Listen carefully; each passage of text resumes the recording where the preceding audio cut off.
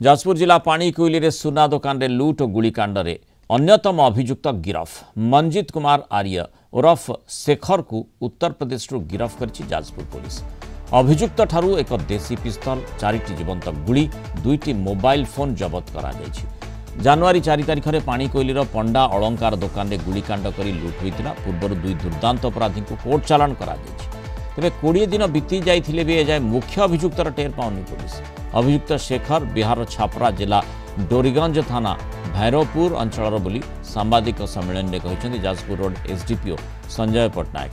सेपटे गुड़ीबाड़ घटन मृतकों परिवार आखिर किंतु लुह सुखु नथिबा बेले अधिक अनुकंपा राशि और साहसिकता पुरस्कार प्रदान पाई मृतकों परिवार पक्षरु दाबी होईछि। 2025 रे गोटे पंडा ज्वेलरी पाणीकोइली गोटे डकायती होइतिला।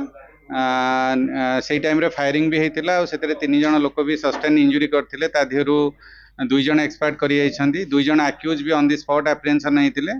ड्यू टू पब्लिक असल्ट से भी इंजुरी करते। इंजुरी सस्टेन होता आमे मेडिकल एडमिट होला परे ते कोर्ट फॉरवर्ड होते। टीम फॉर्मेशन होता, मल्टीपल टीम फॉर्मेशन है इन्वेस्टिगेशन जारी रही। देहरु एबे फर्दर आउ गोटे आक्यूज एप्रिहेंशन होती। से आक्यूज पाखरु आमे गोटे 4टा लाइव एमुनेशन, गोटे आर्म्स, 2टा मोबाइल फोन, गोल्ड ऑर्नामेंट्स भी सीजर होईछि। पुलिस ठीक समय आसता एभଳି दुर्घटना घटी न थांता जे हम दियर को मैच हरै न थांतो। तेरे से साना ससुरंकर पो गोटे बोली पो थिले तांकर ता रोजगार बोली का केई नहीं। एकमात्र पुत्र थिले। छोटिया से एबे 3 वर्ष हला बा हेचंती।